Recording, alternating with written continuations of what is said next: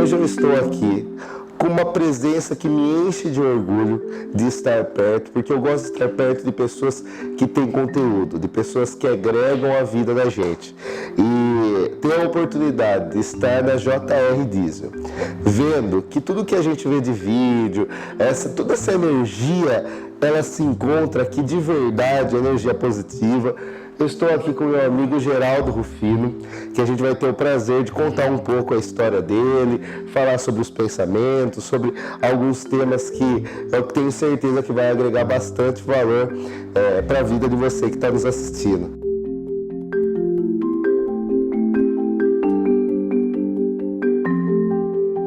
Eu queria que você só contasse de onde você veio, como que é para essas pessoas que ainda não conhecem. A minha história é muito simples. Aliás, eu entendo que é uma história de um brasileiro como qualquer outro.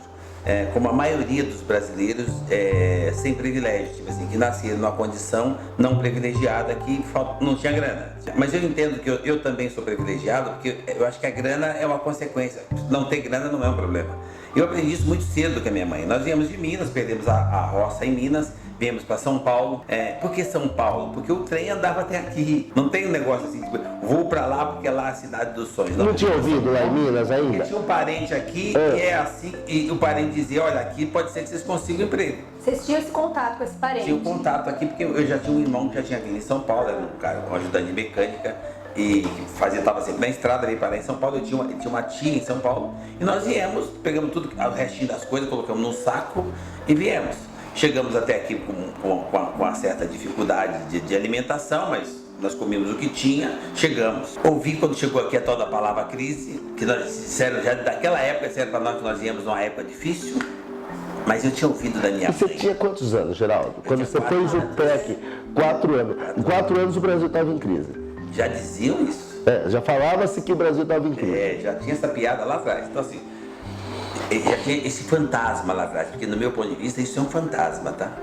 E aí eu fiquei assustado com aquilo. O que é isso? O que é crise, né? Que as pessoas tanto falam aqui nessa cidade. Aqueles prédios enormes, eu nunca tinha visto um prédio da minha vida.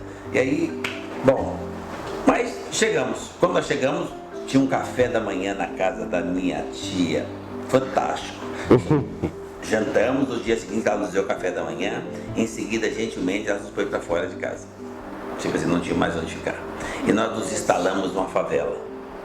Cara, eu não vejo qual que é o problema. Geraldo, melhor aqui embaixo de uma ponte. Eu vou só cortar você para saber. Vocês não chegaram a ficar na rua? Não. Tipo assim, você saiu da casa da sua tia no mesmo dia? No mesmo dia nós fomos para um porãozinho de, sei lá, 4, 5 metros quadrados. Quantos vocês estavam? Em 10. Em 10. Mamãe, papai e 8 irmãos. Mas um irmão não dormia lá, então eram 7 irmãos. No dia seguinte, é só você ter atitude. As minhas irmãs foram ter atitude de arrumarem serviço de doméstica para dormir no emprego. Então, isso era mais fácil. Arrumar serviço para dormir no emprego era mais fácil. Elas arrumaram serviço de doméstico. Olha que bacana. Elas arrumaram serviço de doméstico. Dormia no emprego, então economizava a condução. Economizava a comida, porque comiam lá. E aí, todas elas foram fazendo a mesma coisa. Eu tenho 5 irmãs, todas arrumaram serviço de doméstico. A mamãe arrumou serviço de diarista, ficou eu e meu irmão para ajudar a mamãe, ajudava ela inclusive no serviço de diarista, e o papai arrumou serviço de servente de pedreiro. Tá todo mundo encaixado, já dá para pagar o aluguelzinho do porão. Em seguida, o papai arrumou um terreno e construiu, ele meio que fundou uma favela. Arrumou um terreno e construiu um barraco. Como que chamava a favela? Favela do Sapo, hoje chama R8, na área do pé do Butantã. Até hoje ela é conhecida, é a favela R8, fundada pelos Aristides. É meu pai. Mesmos moradores. E meu pai sempre foi o tipo do cara que agrega, empreendedor. Então ele era meio que um empreendedor social. Ele fez o barraco dele e foi arrumando espaço para todo mundo fazer. Então a gente era muito considerado na favela e tal, e respeitados e tal, porque numa favela a maioria das pessoas são boas.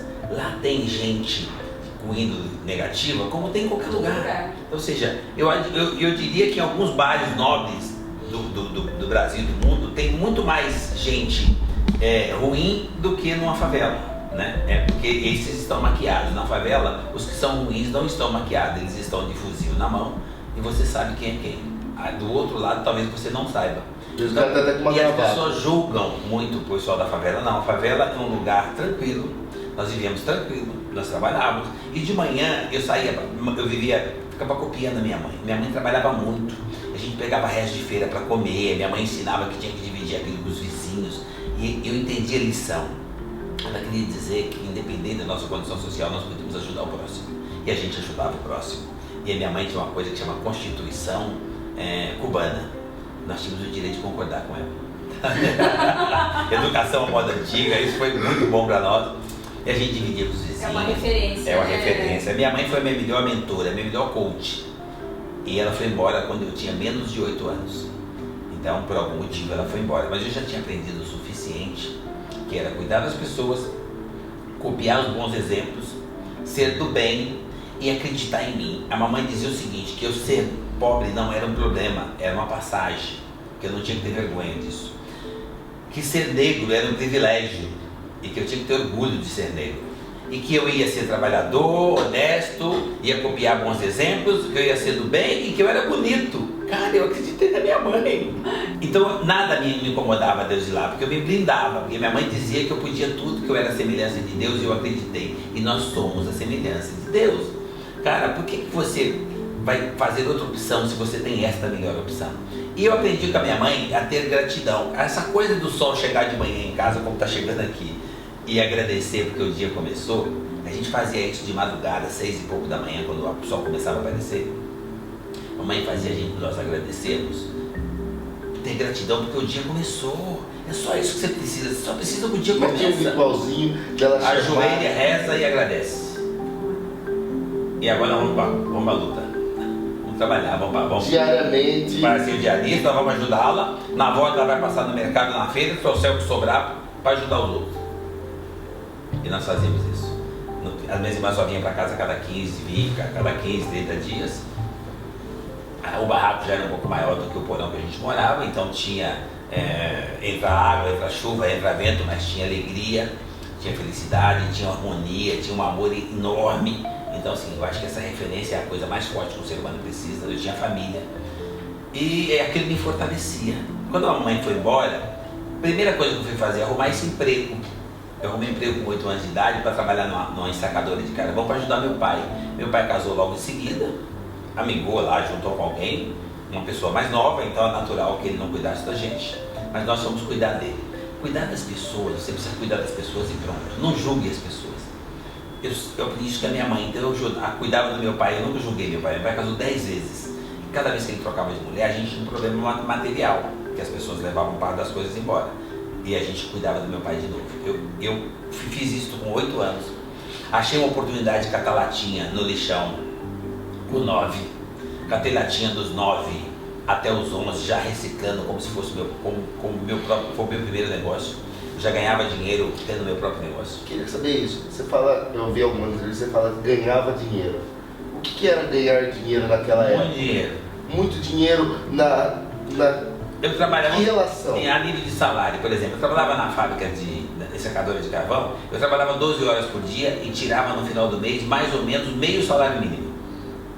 Tá ok? Então, quando eu fui catar latinha, eu continuei trabalhando 12 horas por dia, mas eu conseguia ganhar 2,5 salários mínimos. Ou seja, 5 vezes o que eu ganhava ensacando carvão. Era muito dinheiro. 2 salários mínimos era muito dinheiro. Como que você descobriu o lixão? Que você foi lá e falou assim, copiando, o universo tem tudo pronto, copia.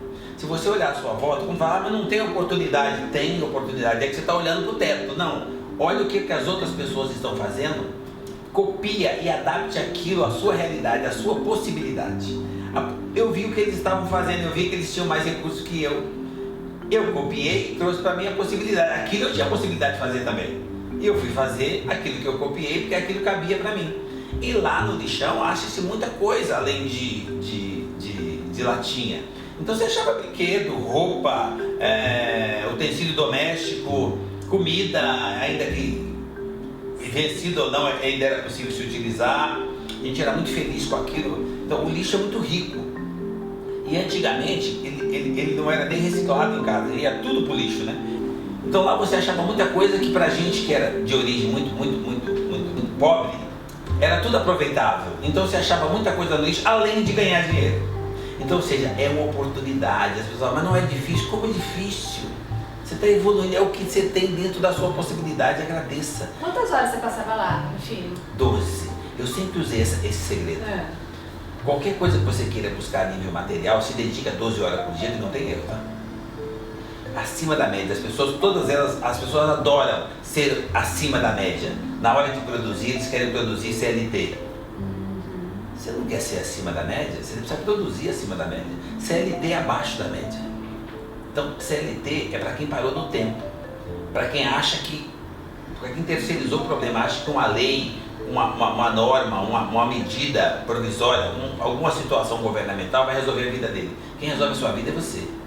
Então, ou seja, se você quer ter alguma coisa acima da média, tem atitudes e procedimentos e comportamento e produtividade acima da média. Para você fazer isso, só depende de você. Agora não adianta você ficar lendo o que o outro escreveu. Você tem que ver o que se adapta, o que é melhor para você.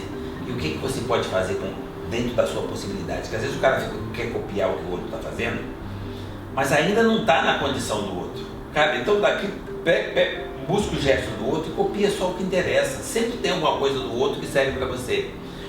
O universo sempre deu tudo pronto. Deus é perfeito, o universo sempre deu tudo pronto. Você vai lá e copia aquilo que se adapte a você. E um combustível que eu usei a vida inteira chama-se gratidão. Todas as vezes que você agradece, você sobe um degrau. Todas as vezes que você acha que tem uma pedra no caminho e tem gratidão de verdade, de coração, gratidão espontânea, aquilo não se transforma no degrau, deixa de ser uma pedra. Porque você encara aquilo, o problema, você não foge, não faz curva, você encara o problema. Se você encarar o problema, a pedra do caminho, se transforma em degrau e você sobe e vai para o segundo plano. Se você encarar aquilo como obstáculo, então, você vai ter obstáculo na vida a vida inteira. A vida inteira você vai ter que dar uma ré, fazer uma curva, fazer um contorno, você perde muito tempo e você só vive uma vez. Então, cara, encare esse problema, não terceirize. As pessoas vão para o fundo do poço e ficam achando, quem foi o filho que me empurrou? Não, ninguém te empurrou no poço. Se você está no fundo do poço, presta atenção, o poço é seu. Todos nós temos a facilidade de cavar o nosso próprio poço. E todos nós, vira e mexe, cavamos um pouquinho o nosso poço. Então, quando você cava demais, abaixa a cabeça demais, se deprime demais, lamenta demais, reclama demais, isso é uma ferramenta que vai cavando o seu próprio poço. Então, quando você acredita de menos, age de menos, produz de menos, faz abaixo da média, então isso é a ferramenta, tá? Você está cavando um poço. Aí de repente você se encontra no fundo do poço. Quando você subestima as pessoas, tem um monte de coisa negativa, que a maior ferramenta que tem é a negatividade, você vai furando o poço. Ou a inconsequência, ou a vaidade, e você chega no fundo do poço. Então, se você está no fundo do poço, reconheça que o poço é seu. Para de achar que alguém te empurrou no poço. Cara, ninguém empurra ninguém. Você que furou o seu poço. Agora, reconheceu que o poço é seu? Pronto, confortável, zona de conforto. Você já está no fundo do poço. Depois que você reconhece, não tem mais sofrimento. Agora você precisa ter o bom senso de não cavar mais, de não continuar tendo o mesmo comportamento. Agora você, como é que volta? Você não reconheceu que é seu? Se é seu, você sabe como é que você furou. Pega o mapa, vira de ponta cabeça e volta. Mudar a energia. Você conhece o caminho. Mudar a energia, mudar o caminho. O sentimento, né? Muda o mapa, o jeito de pensar. Você fala que um dos grandes erros das pessoas do empreendedorismo é a vaidade, né? E uma das vezes eu ouvi você falar que você quebrou exatamente todas pela as vezes, quase todas as vezes que eu quebrei foi pela vaidade. Você acha que a vaidade é a grande falha do empreendedor? É porque assim, não é só a vaidade, só que a vaidade desperta em você outros sentimentos negativos. Negativo que eu estou falando para a sua evolução humana. Quando você fica muito vaidoso, você fica surdo. Você para de ouvir as pessoas, porque você se acha. Então você para de ouvir. Você não quer ouvir a mulher, a mãe, a irmã, não quer ouvir ninguém. Porque você acha que você é o cara. Ou se você, no caso de mulher, você acha que você é superior e que você não precisa ouvir ninguém. Você já chegou lá. Aí você ficou vaidoso. Você começa a comprar coisas para mostrar força. Porque você quer começar a mostrar que você chegou lá. Vaidade. Aí, como você deixa de ouvir, você desperta um outro sentimento que todos nós temos, acomodadinho, podia ter ficado lá. E ele vem junto com a vaidade, chama-se arrogância. Você começa a ficar arrogante, prepotente. Então, dinheiro não aguenta desaforo. É só uma questão de tempo, tá? Você vai quebrar, não importa quanto dinheiro você tem. Não importa se você é um desses bilionários da revista ou se você tem um boteco. Você vai ter que começar de novo. Se você começar de novo e conseguir administrar isso e transformar isso em gratidão olhar isso como aprendizado, olhar isso como vivência e aceitar começar de novo, na humildade, você vai conseguir, em curto prazo, estar melhor do que você estava. Porque você já tem o caminho, você já tem a vivência, já tem a experiência e já tem o reconhecimento que quem fez o poço foi você. Eu acho, então, o que você está querendo dizer é que a pessoa tem que, ela enxergando essa dificuldade, essa deficiência que ela tem que ter a coragem. Mas eu acho que a grande dificuldade é que às vezes a pessoa fala, não, mas ela não quer enxergar, é mais ou menos isso? Claro, isso também faz parte da vaidade. Para que você vai reconhecer que o problema é seu, se você pode terceirizar, se você pode pôr culpa na economia, na crise, é a culpa da crise. Cara, é tão fácil culpar o terceiro. Isso é uma fraqueza humana. A primeira coisa, por isso que existe essa conversa da crise. Crise vai existir a vida inteira. Eu vim pra cá com 4 anos e tinha crise, tem crise hoje. Qual que é o problema? Se não tiver crise, a crise tem que ter gratidão pela crise. Porque se não tiver crise, nós não evoluímos. Nós não temos motivo para sair de casa de manhã. Nós vamos ficar com a bunda na cadeira, na nossa zona de conforto, porque a crise é que te desperta, a crise é que alimenta a sua motivação, a sua vontade de vencer, a sua vontade de competir, a sua vontade de evoluir como ser humano. Você precisa evoluir. Sem crise não tem inovação, não tem evolução, não precisa determinação, não precisa buscar, não precisa concorrer. A crise é necessária. Sem crise nós seríamos fracassados, porque nós pararíamos na zona de conforto, esperando que aconteça o melhor. Para que você vai sair de casa de manhã, pegar um trânsito, ir à luta, pôr o seu patrimônio em risco? Para que, se você não tem problema de crise? Se você não tem concorrência, se o dinheiro já está na conta e vai continuar lá, se não tem imposto, se não tem perda, se você não está construindo passivo, está tudo certo. Cara, perdeu a graça à vida. Você sai de manhã, você tem que estar motivado a querer fazer diferença na humanidade. E a crise é um dos propulsores disso. É que faz com que você queira fazer diferença. Então, as pessoas ficam falando da crise, cara, não é que não tem crise. É que ela pode ser negativa ou positiva, depende do seu ponto de vista. Da mesma forma que a vida pode ser negativa ou positiva, dependendo do seu ponto de vista. Você pode ser feliz ou infeliz. Deus é fantástico, é livre-arbítrio, você escolhe. Você pode ser feliz, infeliz. Eu escolhi ser feliz, desde pequenininho. Então essa coisa do sorriso, de gostar das pessoas, de dar um abraço de verdade, de energia boa, de olhar uma pessoa, eu olho para uma pessoa e eu enxergo a pessoa com 7 anos, brilha no olho, uma criança que vai jogar bola comigo. Eu não fico olhando se o cara é mala, se a mulher é chata, Cara, não, eu olho os 7 anos. 7 anos não tem gente ruim, não. Todo mundo é bom e todo mundo forma personalidade com 7 anos. Isso nunca mais sai de você. Está em todos nós. Então, quando eu olho para a pessoa, eu olho o que me interessa. O que me interessa? Os 7 anos da pessoa. Aí você vai aprender a conviver. Você vai conviver com todo mundo. Você vai jogar bola, brincar de boneca com todo mundo. Você não vai ver defeito em ninguém. Você vai conseguir conviver com pessoas. Você vai conseguir com facilidade de estabelecer relacionamento. Olha para uma criança, ela olha para você. Você olha de novo, ela olha de novo. A hora que você dá um sorriso, ela sorri também. Está estabelecido o relacionamento.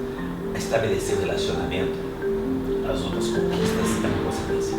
Geraldo, mas você é humano. Graças a Deus. Cheio de defeito. E perdoar. Um exemplo, uma pessoa tem uma mágoa muito grande de uma pessoa que de algum motivo ela deixou, porque eu sei que você vai falar, ela não vai. Mas como lidar com essa situação? Porque eu acredito que você deve pensar nisso, que o perdão, a mágoa, essas coisas é um mal que faz pra gente.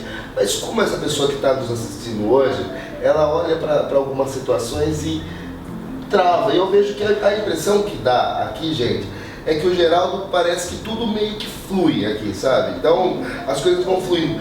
Mas tem coisas que é difícil para o ser humano. Como você encara esse tipo? Você já teve alguma situação na sua vida, aos 57 anos que você está, que te fez realmente, que doeu e que você teve que trabalhar essa dor que você teve? Uma outra pessoa lhe causou? Não. Obrigado pelo ano, 58, obrigado. Então parece 45. Fale. A resposta é não. Primeiro, eu disse a você o seguinte, eu não dou às pessoas o poder de me incomodar. Se Se você não dá o poder de incomodar, você está se incomodando por quê? Segundo, eu disse para você que nós somos iguais. Igual é igual. Se você é igual, você não é superior ao outro. Se você não é superior, que porra é essa de perdão? Quem é você? Para perdoar? Porque você é superior à pessoa? Ah, mas ela me fez alguma coisa, eu preciso ver se eu perdoo. Como assim? Você também faz um monte de coisa. Você tem tanto defeito quanto a pessoa. Então, você não é superior à pessoa. Eu acho que essa coisa do perdoar seria uma situação meio que divina. É um ser superior que perdoa você. Então, você não é superior a ninguém. Então, você não tem que perdoar ninguém. É porque essa pessoa fez, não é que você não vai perdoar. Não, você não tem esse poder. Não dê esse poder para as pessoas. Eu não dou esse poder para as pessoas me chatear. Da mesma forma, eu não me sinto no poder de perdoar ou não perdoar. Eu acho que as pessoas são imperfeitas, graças a Deus. Nós somos humanos. O humano é imperfeito. Mas a imperfeição é recíproca. É de lá e de cá. Então não julgue.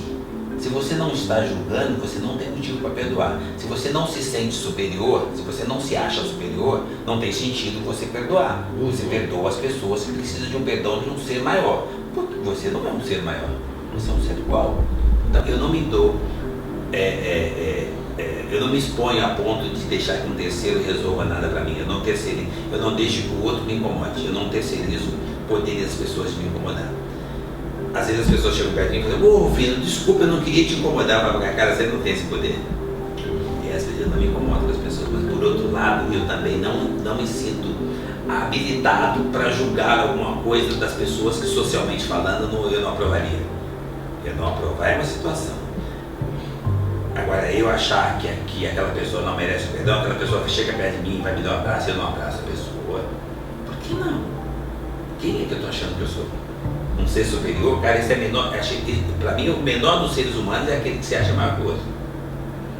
Então não justifica você achar que você tem que perdoar alguém. Você tem poder para perdoar alguém. Profissionalmente, eu acredito nas pessoas até que me prova o contrário. Quando prova o contrário, eu dou a segunda chance. Tem terceira? Terceira, quarta, quinta. Os meus melhores caras já tiveram 10 erros. É a minha melhor equipe. Então você dá uma primeira chance, que não pode ser no mesmo erro.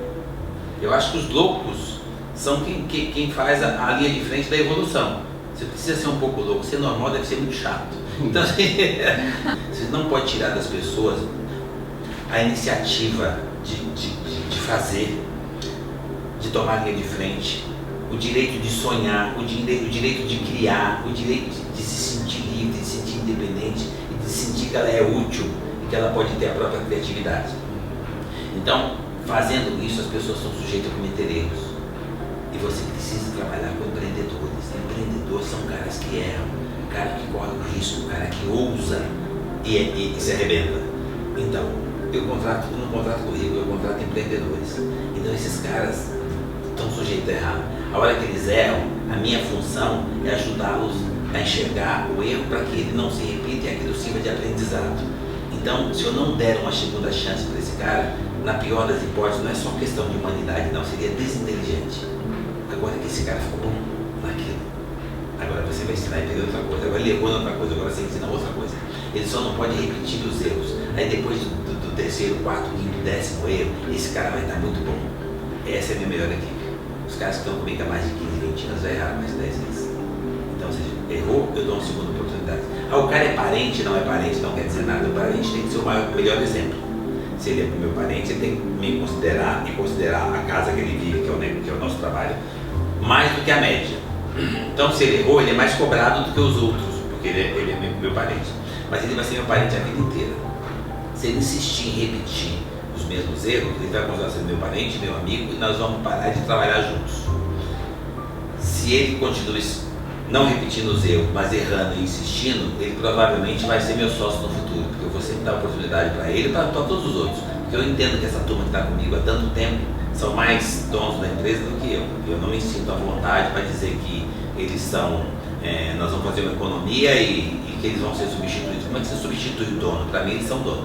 Você não aprende se você não errar. Você precisa de anticorpos para ficar vivo. Se o cara insiste que o que vale é a lei, que ele vai cumprir sua lei, então eu agradeço ele e ele não vai me acompanhar.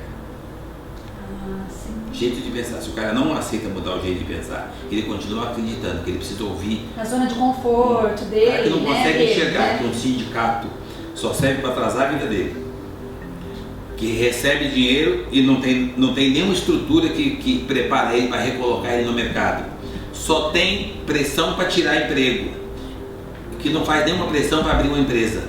O sindicato é passivo, ele não é ativo, ele só vem a nós.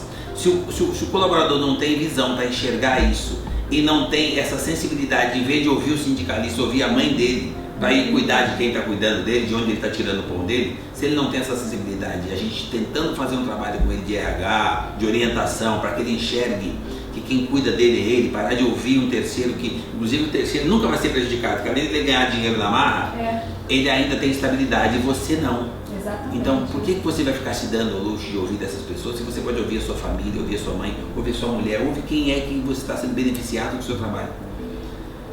E de onde é que você está tirando o seu pão? Se o cara não tiver essa sensibilidade, então, eu não desisto dele, mas comigo ele não é. Não, eu não desisto, mas se você não, eu acredito que uma hora ele vai acordar. Mas a empresa não pode ser sacrificada por conta disso. Porque para, né? Então assim, eu não posso sacrificar um monte de colaboradores que eu tenho que estão empreendendo, que estão aqui ralando, por meia dúzia que veio com mentalidade diferente. Então, à medida que nós vamos descobrir essa meia dúzia, nós vamos trocando. Aqui tem que trabalhar quem está procurando evoluir, quem quer ter sucesso. Na minha época, talvez a sua seja um ano depois, nós tínhamos uma situação que eu acho fantástica. Eu chamo de duas cenourinhas. Nós tínhamos duas cenourinhas, nós tínhamos uma cenoura atrás. Você tem que andar para buscar outra cenoura, porque tem uma outra te ameaçando. Você tinha que se virar. Hoje tem muitas situações que o governo, que as situações que essa demagogia foi criando, que dá um subsídio pro cara, o cara trabalha 6 meses, depois ele já tem seguro-desemprego, tem não sei o que lá, e blá, blá, tem cesta básica, isso leva pessoas de pensamento pequeno para a zona de conforto. Então para ele já começa a fazer uma conta o seguinte: o que ele ganha mais? Trabalhando um período e não outro, e fazendo bico enquanto recebe seguro-desemprego. Então ele deixa de dar valor para a oportunidade, ele passa a enxergar aquilo como emprego e não como oportunidade. O cara que enxerga oportunidade quando ele consegue uma vaga, esses são os grandes vencedores. O cara que enxerga que ele está temporariamente empregado, esses são os caras que vão ficar zanzando por aí, o tempo dele acaba e ele depende de R$1.000 e poucos no final da vida para viver de aposentadoria.